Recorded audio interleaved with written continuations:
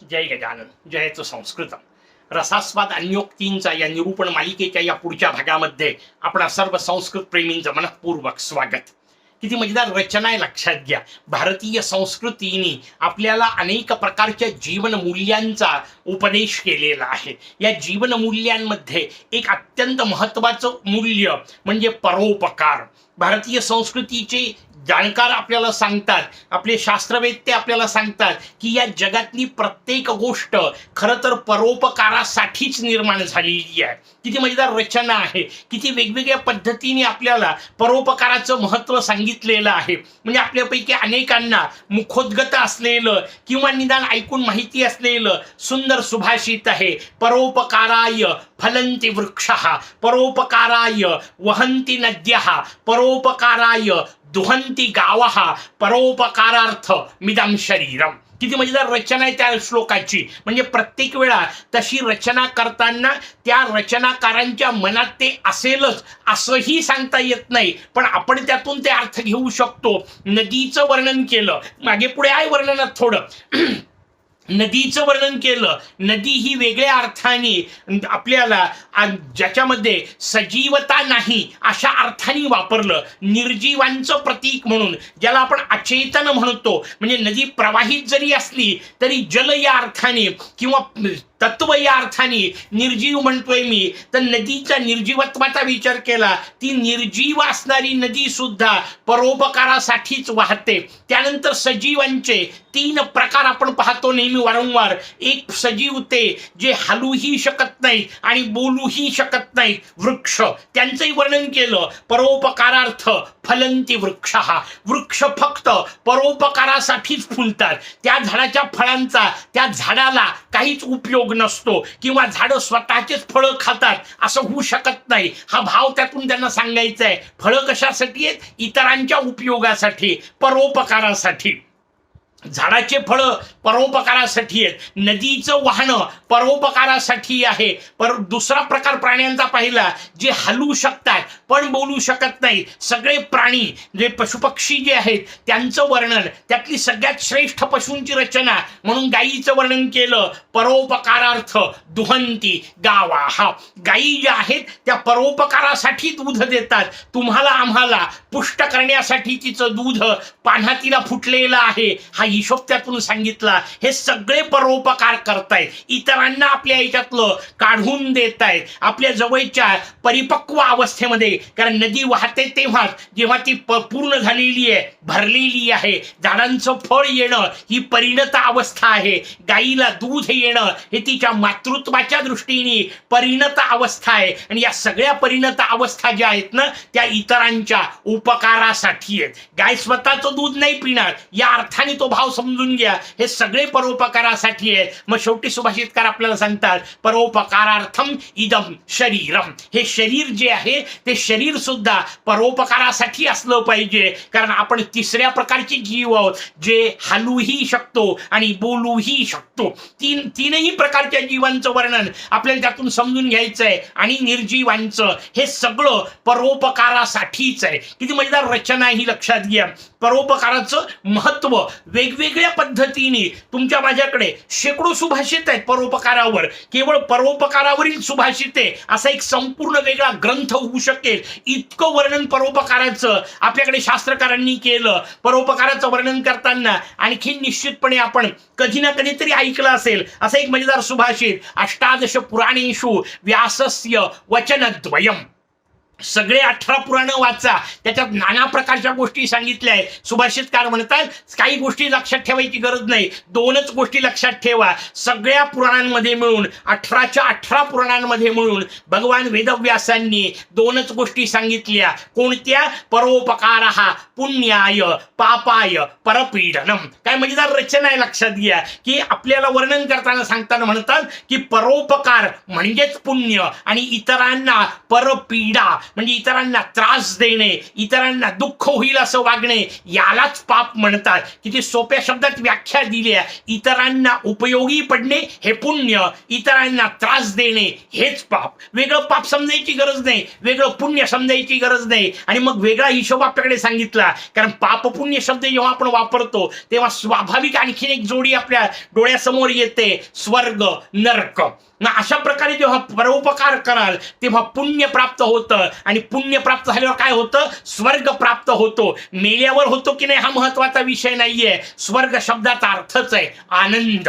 जीवनामध्ये तुम्हाला आनंद प्राप्त होतो. उलट परपीडा केली तर तुम्हाला दुःख होतं. तात्पुरता आनंद मिळू शकेल, त्याचा त्रास होतोय हे पाहून जो आनंद विकृत प्रकारचा राक्षसी आनंद आहे तो कदाचित होऊ शकेल, पण लक्षात ठेवा नंतर विनाश त्याच्या वाट्याला निश्चित येतो. जो इतरांना त्रास देतो ना त्या समोरच्याचं नुकसान होतं की नाही निश्चितपणे नाही सांगताय, पण याचं शेवटी झाल्याशिवाय राहत नाही. हा जो हिशोब आपल्याला शास्त्रकारांनी सांगितला त्याला म्हटलंय परपीडा हाच पापाचा विषय आहे. ती रचना आपल्या समोर सांगितली, आणि मग पापी माणसं नरकात जातात, याचा अर्थ दुःख भोगतात. हा जो हिशोब आपल्याला सांगायचा आहे तो इतकं महत्व परोपकाराचं सांगितलं की एक मजेदार सुभाषित फक्त आणखीन सांगतो आणि आपल्या अन्योक्तीवर येतो.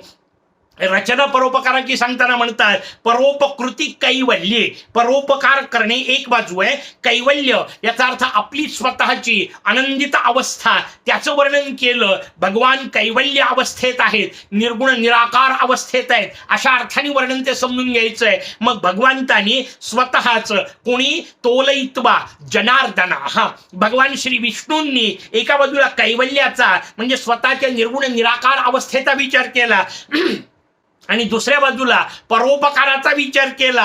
ते म्हणतात गुरुवीम उपकृती मत्वा.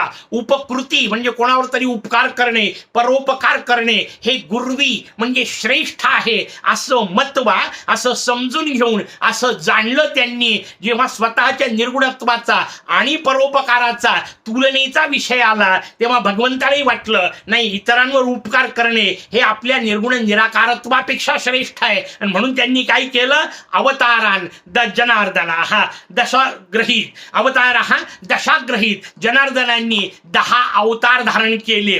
एक नाही 10 वेळा आले. कशा करता? सज्जनांवर उपकार करण्यासाठी. आणि निदान त्याच्यात सज्जनांवर उपकार आहेत. आपल्याला आणखी पुढची रचना सांगितलेली आहे. सध्या जी अन्योक्ती आपल्याला पाहायची आहे त्या अन्योक्तीच्या दृष्टीने मलयजान्योक्ती, मलयज शब्द वापरला. मलय हे पर्वताचं नाव आहे. भारतामधले जे अत्यंत वैशिष्ट्यपूर्ण पर्वत त्यामध्ये मलय पर्वताचं नाव आहे. पर्वत फार मोठा आहे की नाही महत्वाचं नाहीये, पर्वतावर बाकी काय वैशिष्ट्य आहे महत्वाचं नाहीये. मलय पर्वत म्हटल्यानंतर आठवणारी एकच महत्वाची गोष्ट आहे, त्याचं नाव आहे चंदन. म्हणून चंदनाला मलयज म्हटलं. मलय पर्वतावर निर्माण होणारा मलयगिरीचा चंदन गंधित, आपण लहानपणापासून भूपाळी ऐकतोय. मलय पर्वतावर निर्माण झालेलं चंदन सर्वाधिक सुंदर असतं. अद्वितीय सुगंध त्याच्या ठिकाणी आहे, आणि त्या अद्वितीय सुगंधाच्या सोबत वारंवार आपण चंदनाच्या बाबतीत काही काही अन्योक्ती पाहिलेल्या आहेत. त्याच्यात काही गोष्टी आपण समजून घेतल्या आहेत की त्या चंदनाच्या झाडाला सर्पाचा विळखा असतो, पण त्या सर्पाच्या विळख्याचा विचार इथे वेगळ्या पद्धतीने सुभाषितकारांनी केला. आणि म्हणून परोपकाराचं वैशिष्ट्य सांगताना त्यांनी मजेदार रचना आपल्या समोर वापरली. आई मलयज, हे मलयजा, हे चंदना, तुला उद्देशून मी म्हणतोय महिमायम, तुझा जो महिमा आहे, कस्य गिराम असतो विषयस्ते. गिरा म्हणजे वाणी, कोणाच्या वाणीचा तुझा महिमा हा कोणाच्या वाणीचा विषय होणार. वाक्याचा अर्थ कोणीही तुझ्या महिम्याचं वर्णनच करू शकणार नाही.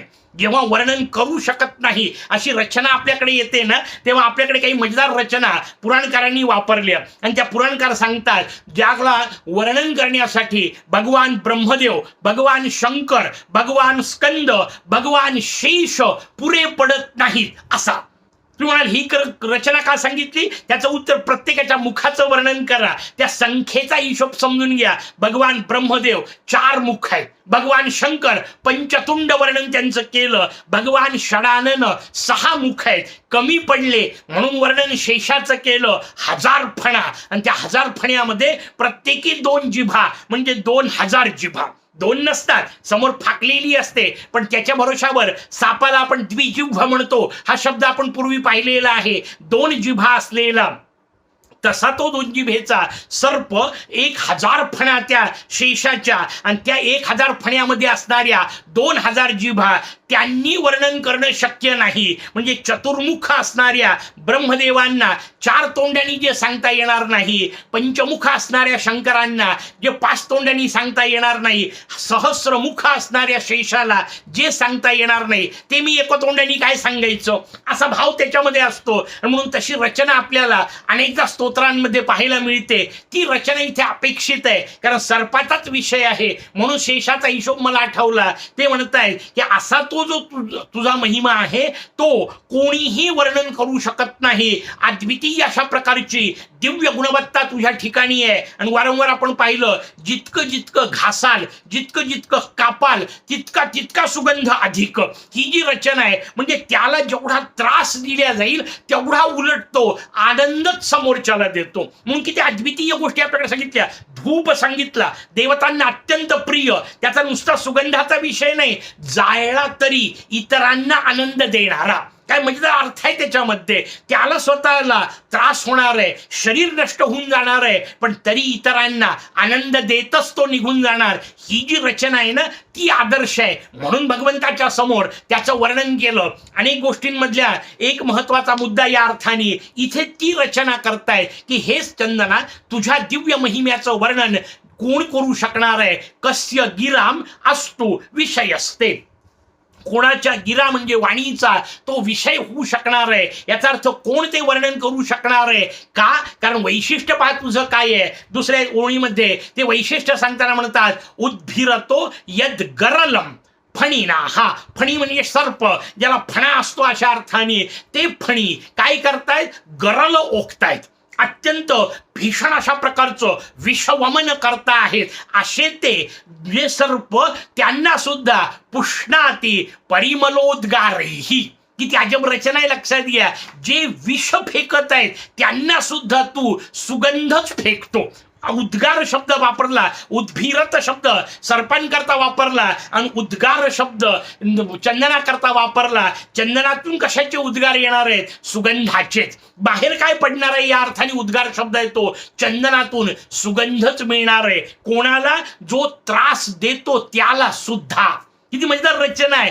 जो विषारी आहे त्याला सुद्धा, जो विषवमनच करत आहे, जो तुला जखडून टाकत आहे, सगळीकडून तुला आकृष्ट हे करताय, आलिंगित करताय, म्हणजे जणू काही बांधल्यासारखी रचना करत आहे, त्याच्यावर सुद्धा तू सुगंधाचाच वर्षाव करतो. लहानपणी आपण ऐकलेली कथा निश्चितपणे आपल्याला आठवेल की कशा पद्धतीने त्रास देणाऱ्याला सुद्धा परोपकाराचा विचार सांगितलेला आहे. निश्चितपणे आपण ऐकलेली कथा नसेल तर मुद्दाम ऐका. एक साधू महाराज होते, स्नानाकरता नदीमध्ये उतरल्यानंतर समोर लक्षात आलं एक विंचू बुडत आहे.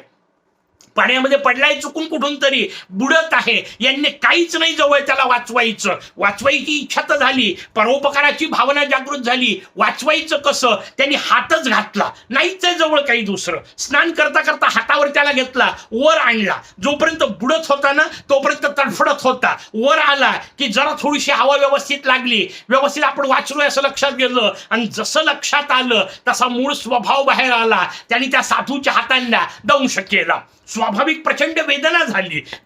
वृश्चिक दंश आहे, त्रासदायक विषय आहे. साधूंचा हात आपोआप झटकल्या गेल्याबरोबर विंचू पुन्हा पाण्यात पडला, पुन्हा बुडायला लागला. पुन्हा साधूंचा भाव जागृत झाला, त्यांची परोपकार वृत्ती जागृत झाली, साधुत्व जागृत झालं. त्यांनी पुन्हा हात घातला, पुन्हा विंचू बाहेर आल्यावर पुन्हा चावला. 5-6 वेळा ही गोष्ट घडली. पाहणेवाला जो किनाऱ्यावर बसलेला आहे त्याने साधू महाराजांना अद्वितीय प्रश्न विचारलाय. तो म्हणतो, महाराज तुम्ही कशाला त्याला वाचवताय? 10 वेळा तुम्ही त्याला वाचवताय, पुन्हा पुन्हा वर काढताय, तो पुन्हा दंशच करतोय. हे जर तुम्हाला दिसतंय तर पुन्हा त्याला का वाचवता? काय मजेदार उत्तर साधूंनी दिलंय. जीवनाकडे पाहण्याची अद्वितीय दृष्टी कशी असते. साधू महाराज म्हणतात, एवढूसा असलेला तो जीव दंश करण्याची त्याची प्रकृती जर सोडत नसेल, त्याची प्रवृत्ती जर सोडत नसेल, असेल तर वाचवण्याची प्रवृत्ती माझ्यासारख्यांनी का सोडायची. काय मजेदार रचना आहे, किती सुंदर अशा प्रकारचा सिद्धांत आपल्याला सांगितलाय. अशा प्रकारे चंदन बाजूला विष ओकणारे सर्प असले तरी त्यांना सुद्धा सुगंध देणे हा जो विषय आहे ना, तो मलयजाच्या निमित्ताने जे तुमच्यावर अपकार करतात त्यांच्यावर सुद्धा उपकार करण्याची भूमिका शिकवणारी दिव्य रचना आपल्या समोर. अशीच एखादी अन्योक्ती पुढच्या भागात. तोपर्यंत जयतु संस्कृतम.